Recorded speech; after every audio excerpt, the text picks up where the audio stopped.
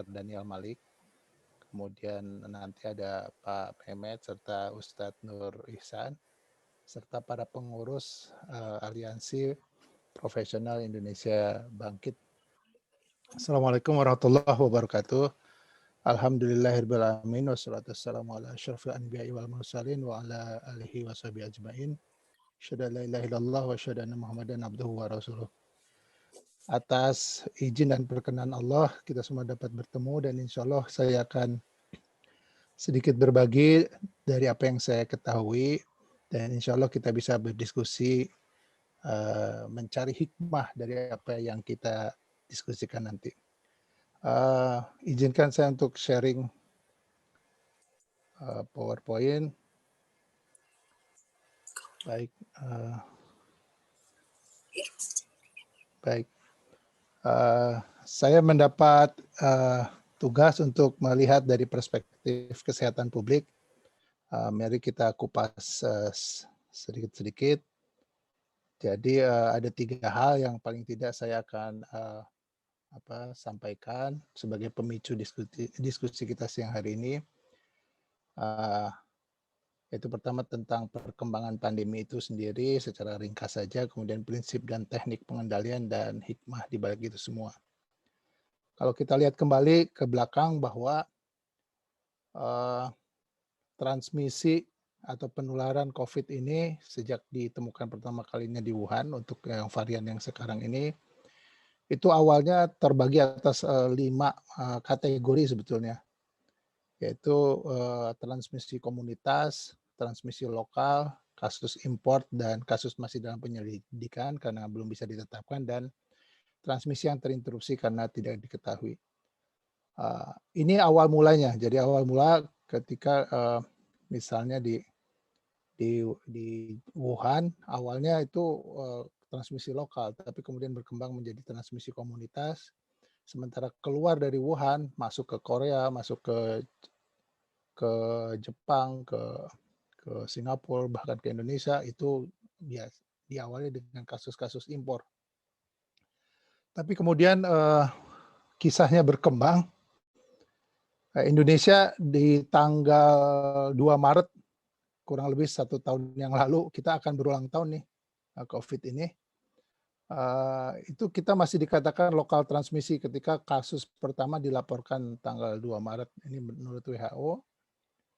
Kemudian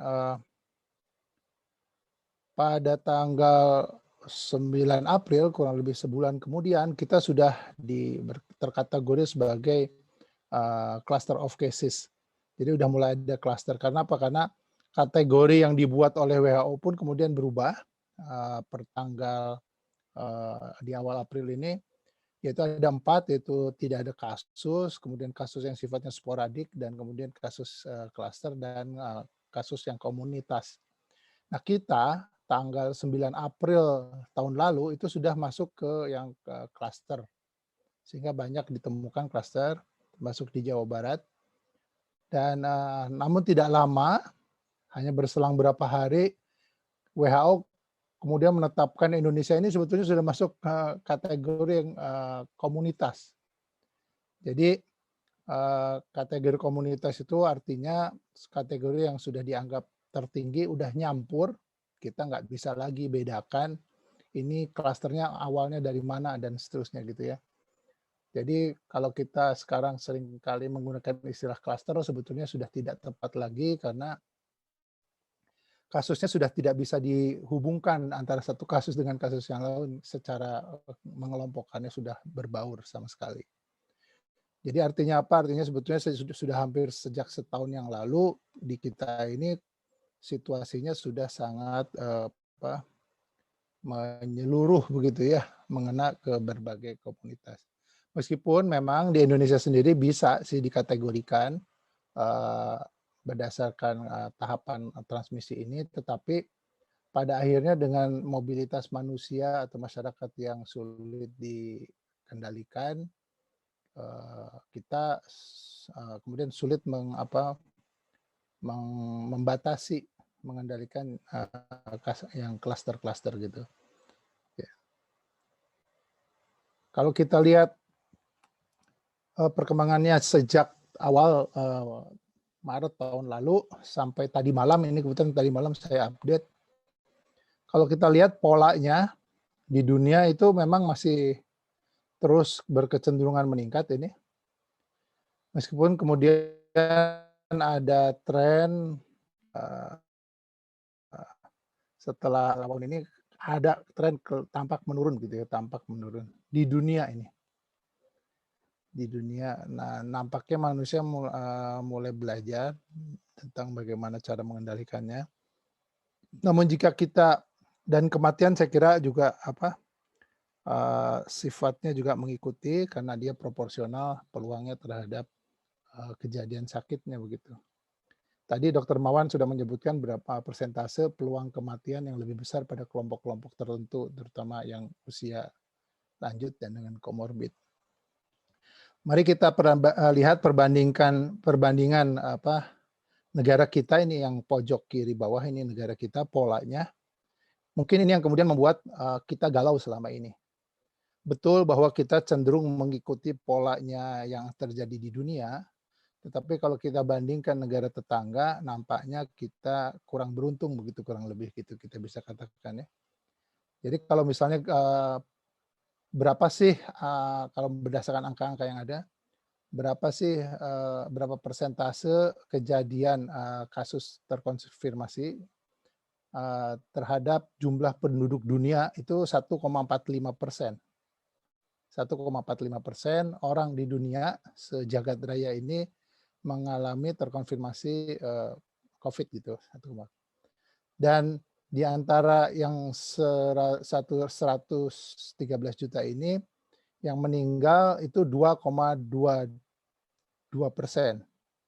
Kalau kita lihat gambarannya di Indonesia, gitu ya, yang mengalami sakitnya 0,48% dari penduduk Indonesia. Mungkin kita diuntungkan salah satunya karena bentuknya kepulauan. Jadi pada pulau-pulau tertentu yang relatif bisa terisolasi gitu, pulau itu merupakan isolasi soalnya.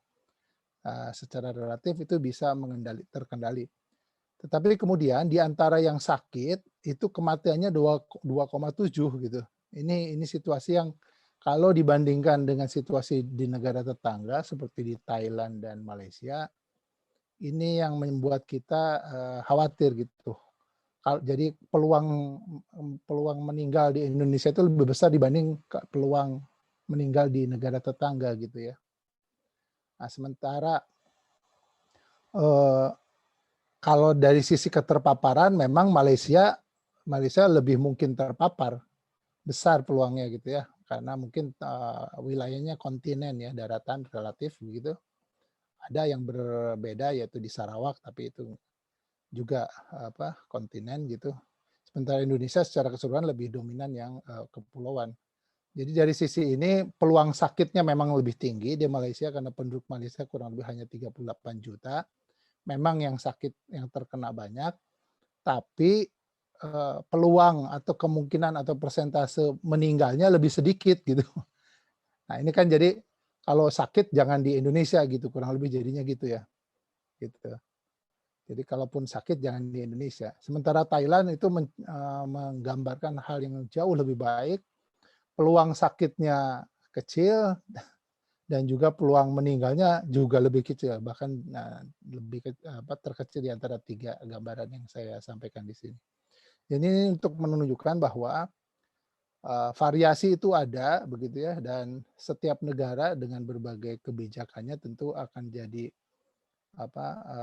variabel penting ya, variabel penting pelaksanaan pemerintahan suatu negara begitu. Kita tahu bahwa penularan transmisi COVID tadi Dr. Mawan juga sudah sampaikan, itu dari orang yang sakit, yang mengandung virus, kemudian dia bisa menularkan secara langsung melalui droplet, ataupun langsung melalui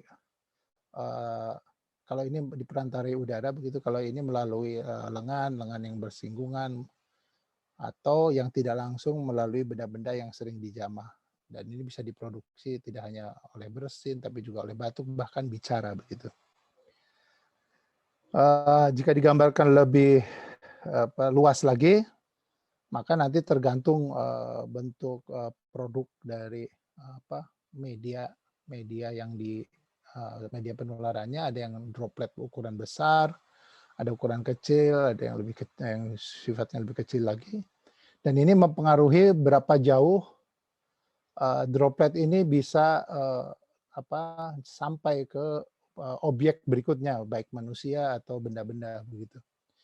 Tentu kalau dropletnya ukurannya besar, dia akan tidak akan mencapai jarak yang lebih jauh gitu, karena dia lebih berat sehingga lekas jatuh oleh gravitasi. Kalau yang lebih kecil, ukurannya 5-10 mikron, dia bisa sampai 1-1,5 meter. Tapi kalau droplet yang nuklei, nah ini yang bisa sampai agak jauh begitu ya. Tetapi ya tentu dengan adanya udara yang bergerak gitu ya, dengan suhu juga mempengaruhi. Jadi ini umum saja, ini prinsip umum. Tetapi yang ingin saya sampaikan adalah bahwa bentuk-bentuk ini mempengaruhi efektivitas sebuah penularan gitu ya. Baik yang tentu yang lewat udara, tetapi kalau yang lewat kontak langsung tentu sangat dipengaruhi oleh apakah lengan kita atau benda yang terpapar itu kemudian juga memapar pada orangnya, sehingga kita bisa jadi bepergian, bisa jadi kita bertemu dengan orang, tapi alhamdulillah kita tidak tertular. Karena apa ya? Kita menghindari memegang benda-benda umum, atau ketika memegang langsung kita cuci tangan gitu, kurang lebih kan begitu gambarannya. Atau kita menghindari bersalaman atau menjaga jarak, itu makna dari ini semua. Nah, begitu. Nah, kalau kembali pada teori dasar penularan penyakit infeksi, sebetulnya yang berperanan ada 3 peranan yang penting. Kadang-kadang ada 4. Untuk kasus COVID, vektornya tidak ada. Jadi inang itu manusianya, kemudian agent adalah virusnya, dan lingkungan. Jadi bisa agent itu kepada inang ini kemudian punya faktor atau untuk jadi sakit, faktor biologis, untuk jadi menularkan faktor perilaku gitu kurang lebih. Dan lingkungan. Nah, lingkungan ini juga macam-macam, ada lingkungan fisik ketika ada benda-benda yang bisa dijamah secara publik, ada juga yang lingkungan yang sifatnya sosial budaya atau psikologis sekalipun.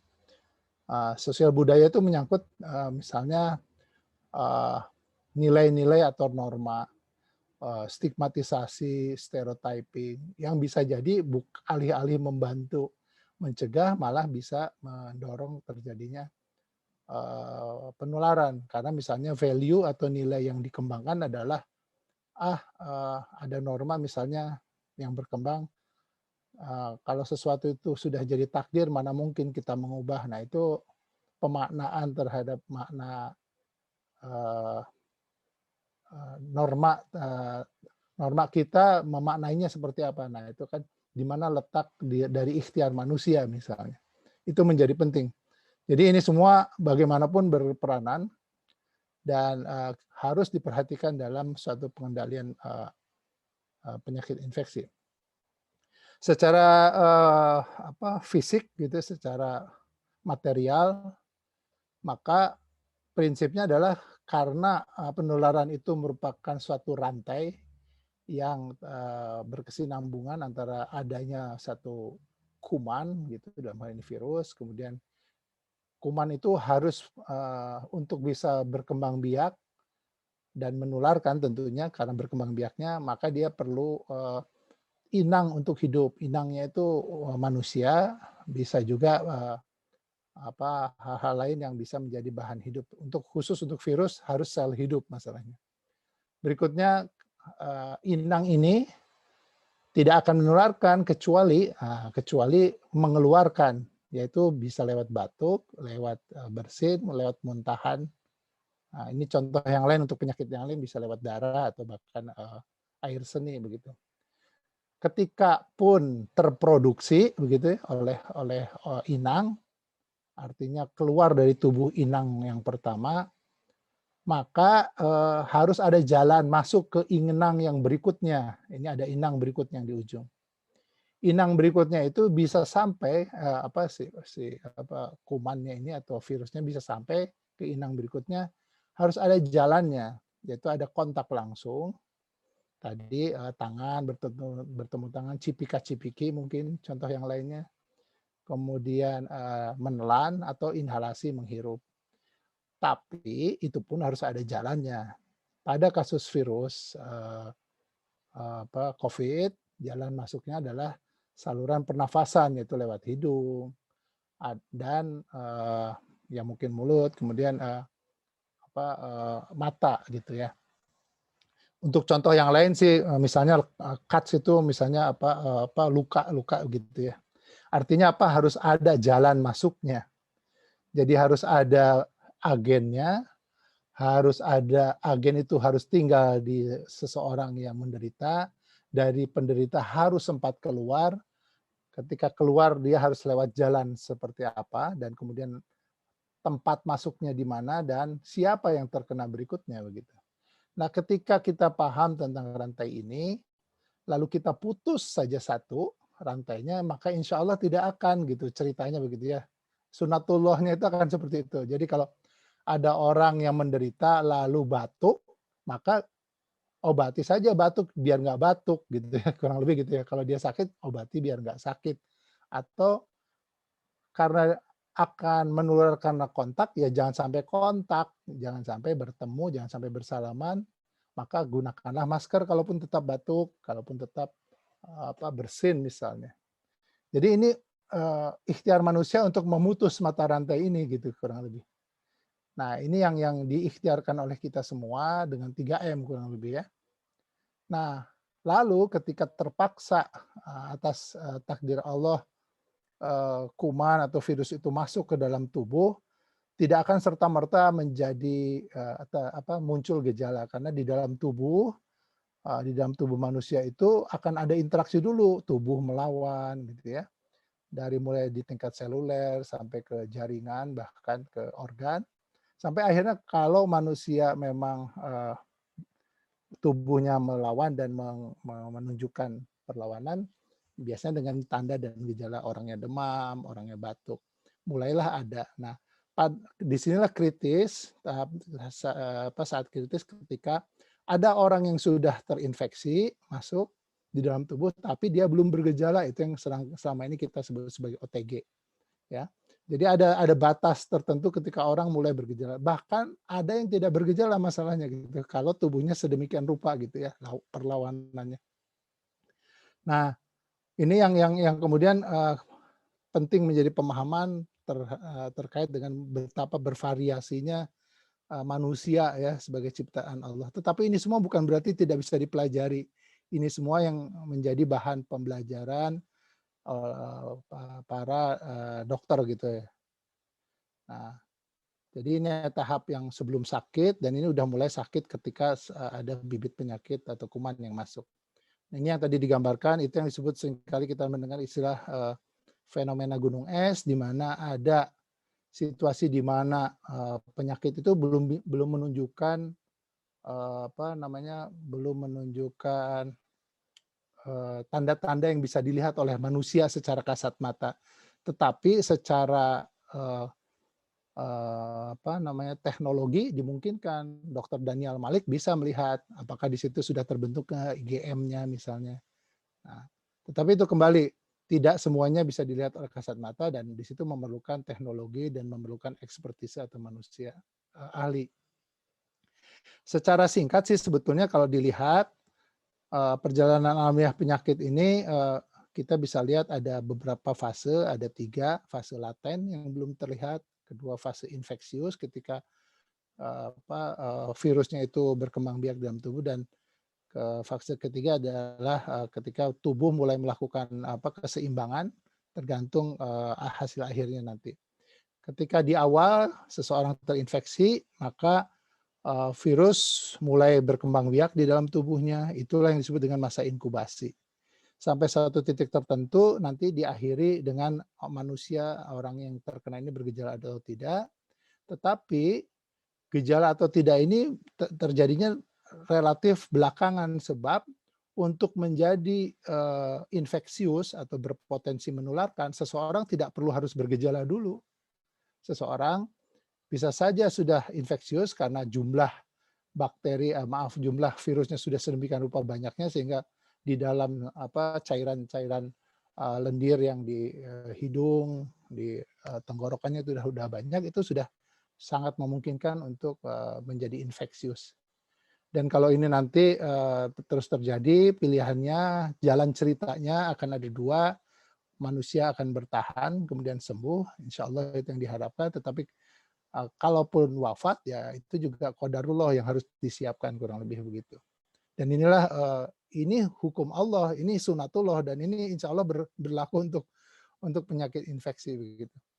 Nah, berikutnya ini tadi Dokter Marwan sudah sebutkan bahwa dari yang terinfeksi itu 50% tanpa gejala, 50%-nya bergejala, kemudian 80%-nya mengalami perbaikan, 20%-nya memerlukan perawatan di rumah sakit, di antara yang 20% ini 85%-nya sembuh, 15% mengalami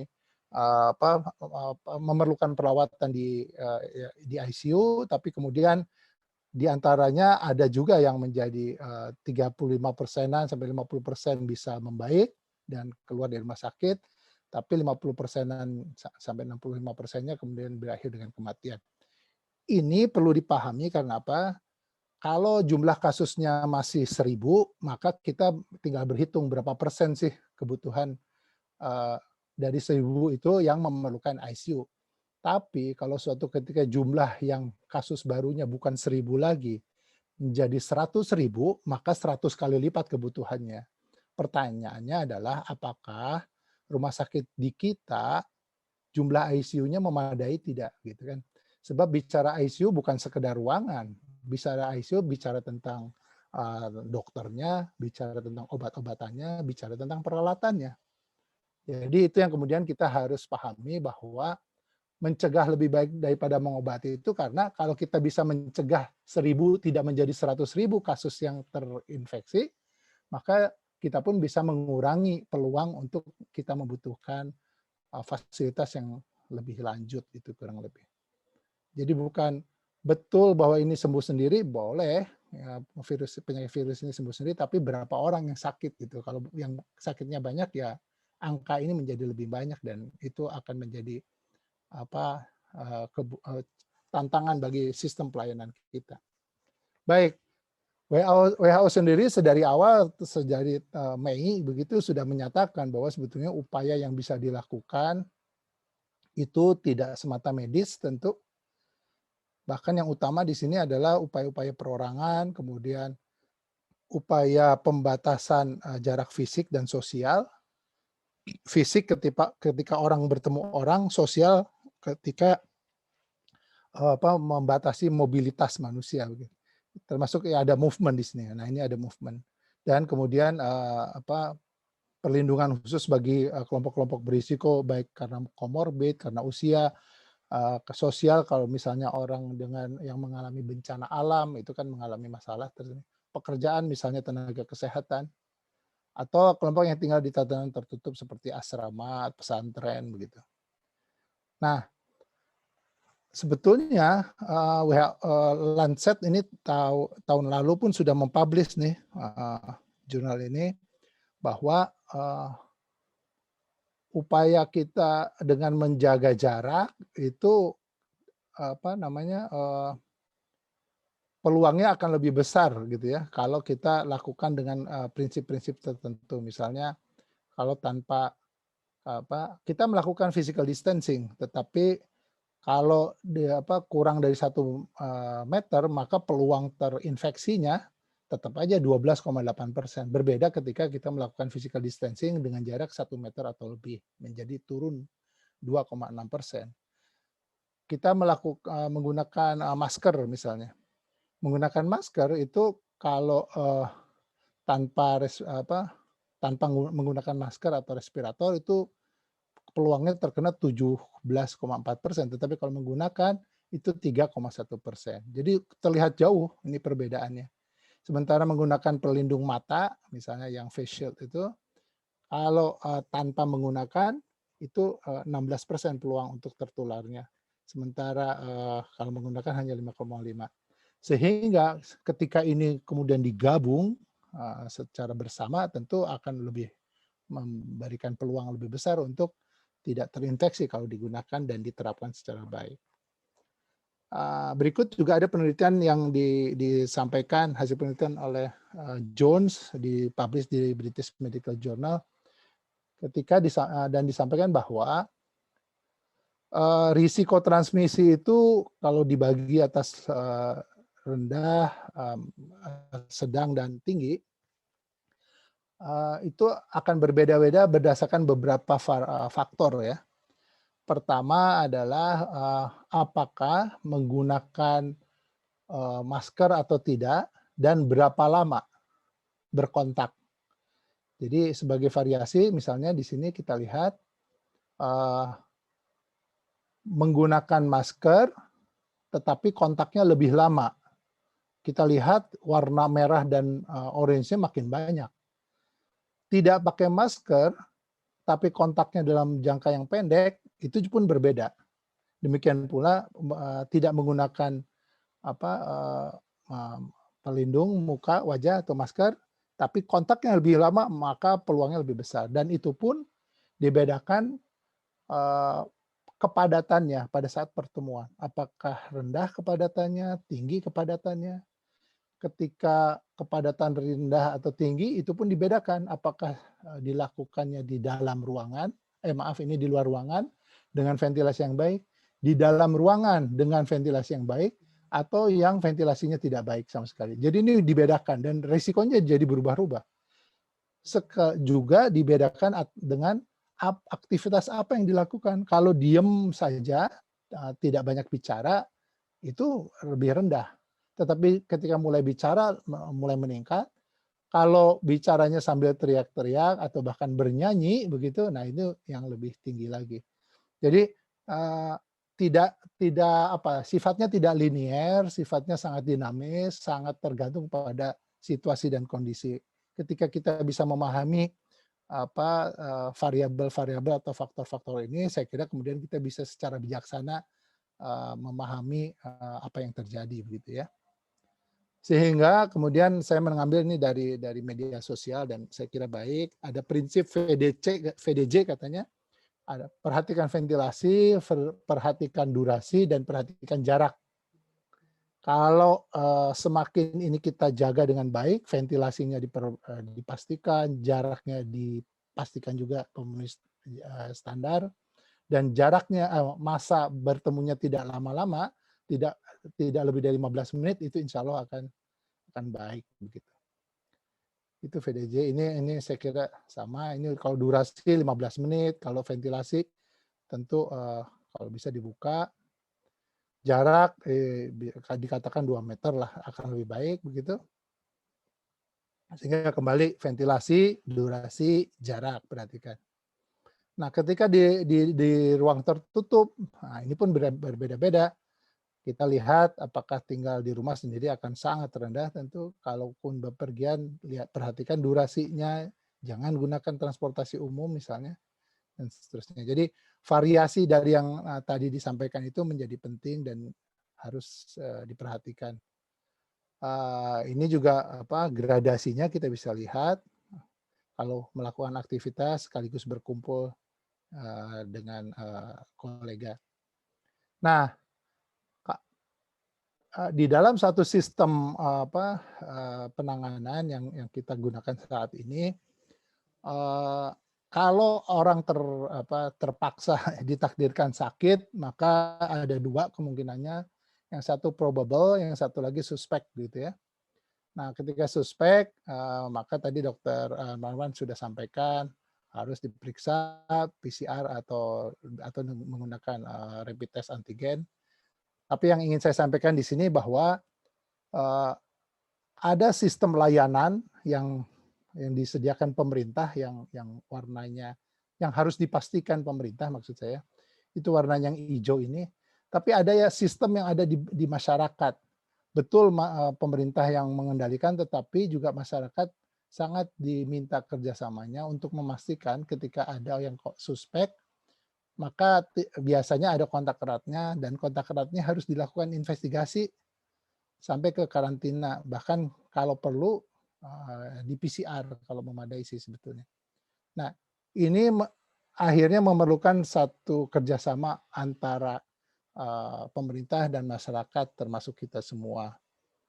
Dan kita pun tahu bahwa definisi kasus tadi Dokter Marwan menyampaikan, juga Dokter Daniel Malik menyampaikan bahwa eh, dinamis. Per tanggal 16 Desember kemarin saja, alhamdulillah WHO sudah mengakomodasi pemeriksaan antigen, rapid test antigen yang dapat digunakan untuk penetapan kasus pada keadaan-keadaan tertentu.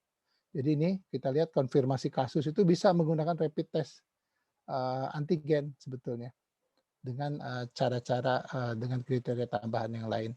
Artinya disitulah kita melihat bahwa ilmu pengetahuan yang dipahami oleh manusia berkembang seiring dengan ya kemampuan kita semua begitu, baik secara pengetahuan maupun secara teknologi. Dan itu pun tercermin dari berbagai pedoman kementerian yang berubah-ubah. Ini edisi pertama Januari itu baru 78 halaman. Edisi 2 89 halaman satu bulan berikutnya. Satu bulan berikutnya sudah 116 halaman. Dalam satu bulan ada edisi yang baru lagi, edisi keempat itu udah tanggal 2 minggu berikutnya ya, itu menjadi 136 halaman. Bahkan edisi terakhir nih menjadi 214 halaman di edisi 5 di bulan Juli. Nah, dengan perkembangan yang baru dengan adanya rapid test antigen itu saat ini dan vaksinasi itu belum ada di pedoman di sini. Gitu. Artinya apa? Disitulah kita harus menunjukkan ke ketawaduan kita. Kita harus tawadu bahwa ilmu berkembang dan kita nggak bisa sombong bahwa apa yang kita ketahui itu cukup. Yang kita ketahui terlalu sedikit sebetulnya. Dan secara sistem saya kira pada akhirnya yang ada yang harus kita pegang untuk melihat apakah pandemi ini terkendali atau tidak, kita lihat dari kriteria epidemiologi. Kita sering dengar sebagai RT, angka reproduksi, tetapi ada dua kriteria lain yang lain sebetulnya merupakan ikhtiar kita, dan ini yang harusnya menjadi perhatian kita semua, yaitu apakah kriteria sistem kesehatan kita itu sudah terpenuhi atau tidak, kemudian sistem surveillance kita terpenuhi atau tidak. Ini yang seharusnya bisa kita pantau. Yang kita sering dengar adalah yang ini, berapa jumlah kasus, itu sering kita dengar. Kurang lebih karena kita ingin menjawab kriteria pertama, yaitu penurunan jumlah kasus sekurang-kurangnya 50% dari puncak tertinggi selama 3 minggu berturut-turut. Ini yang kita kejar selama ini. Tetapi sebetulnya ini akan tercapai kalau dua ini terpenuhi sebetulnya. Sistem kesehatan kita baik, orang sakit bisa terlayani dengan baik, diperiksa, kemudian dirawat hingga insya Allah sembuh. Tapi yang juga penting adalah bagaimana caranya orang-orang yang sakit di masyarakat bisa segera terdeteksi, kemudian masuk ke dalam sistem pelayanan kita gitu. Nah ini jadi kalau kriteria epidemiologi itu sifatnya akibat sih sebetulnya. Tapi hal yang penting di sini adalah bahwa kita pun harus punya kapasitas yang memadai untuk bisa memaknai ini dengan baik, yaitu bahwa ada pemeriksaan sejumlah 1 dari 1.000 penduduk per minggu gitu kan. Jadi kalau penduduk Jawa Barat itu ada 45 juta begitu, ya kira-kira ada 45.000 pemeriksaan per minggu. Kalau saja itu belum terlaporkan 1 minggu sekian, berarti kita boleh menduga adanya fenomena gunung es, yaitu di mana banyak kasus yang tidak bisa terdeteksi. Yang kalau kasus itu tidak terdeteksi, maka besar kemungkinan kasus-kasus tersebut bisa menjadi sumber penularan bagi masyarakat yang lain. Nah, inilah pentingnya kita mendorong, sama-sama mendukung pemerintah bagaimana caranya agar pemeriksaan ini sebagai modal awal kita mengungkapkan kasus itu bisa terpenuhi. Dan itu harus terjadi secara terus-menerus, tidak bisa kita nyatakan hari Minggu ini kita tercapai, minggu depannya enggak, terus enggak lagi, yang percuma. Jadi yang ingin dipastikan oleh kriteria ini adalah kemapanan, kepastian, akses terhadap pemeriksaan. Saya kira itu yang menjadi penting dan nampaknya ini masih jadi tantangan kita semua.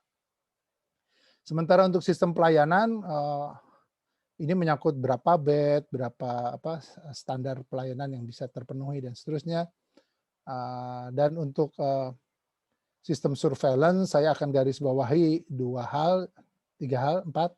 yaitu yang menyangkut berapa banyak orang yang suspek itu kemudian terisolasi dan berapa banyak spesimen yang diambil dalam waktu kurang dari 48 jam sejak munculnya gejala. Kalau indikator ini relatif tidak tercapai, ya ini menjadi berat bagi kita untuk bisa mengendalikan pandemi, kurang lebih begitu. Termasuk kontak eratnya apakah bisa teridentifikasi dan dikarantina dalam waktu kurang dari 72 jam, 3 hari, dan pemantauan harus dilakukan selama 14 hari. Saya kira kalau ini melandaikan kurva, ada gambarnya tapi nanti terlalu lama. Saya ingin masuk kepada bukti-bukti bahwa apa sih, emangnya ada bukti nggak kalau misalnya intervensi public health itu berhasil, dan insya Allah ada. Ini penelitian di Wuhan, dipublish di JAMA, Journal of American Medical Association. Ini membuktikan bahwa upaya-upaya kesehatan masyarakat itu bisa berhasil mengendalikan. Ini jenis-jenisnya, termasuk lockdown saat itu. Maaf, Dokter Irfan. Ya. Dan bisa dipersingkat. Enggak. Siap, Dok. Ini jenis-jenis yang dilakukan. Ini terbukti artinya menurun begitu. Artinya apa? Ya kalau dilakukan secara sistematis, menyeluruh insya Allah bisa begitu. Termasuk ini penelitian di Hong Kong, sama. Ini dilakukan dengan social distancing, kemudian perubahan perilaku, itu penutupan sekolah dan seterusnya, itu juga jelas-jelas bisa. Akhirnya kita melihat bahwa apa yang dilakukan tidak bisa satu sektor, membutuhkan keterlibatan banyak sektor pelayanan kesehatan, epidemiologi, laboratorium, bahkan sosial, dan masyarakat. Dan untuk itu ada satu prinsip yang lain, yaitu Swiss cheese, di mana tidak ada satu upaya yang akan berhasil, tetapi harus dilakukan secara berlapis dan banyak begitu, bersama-sama, individu maupun komunal. Dan hikmahnya apa? Bahwa dalam pandangan saya virus COVID itu makhluk Allah, kerja sesuai perintah Allah. Kalau diminta begitu ya begitu. Manusia itu juga kalau ingin mampu berhasil ya harus paham hukum Allahnya seperti apa begitu ya. Sehingga kalau hukumnya adalah multiple aktor, multiple pathway, maka ikhtiarnya insya Allah akan berhasil kalau semua pihak berpartisipasi. Pengetahuan manusia terbatas, tapi terus berkembang. Tapi yang penting kita harus secara selalu kritis dan positif.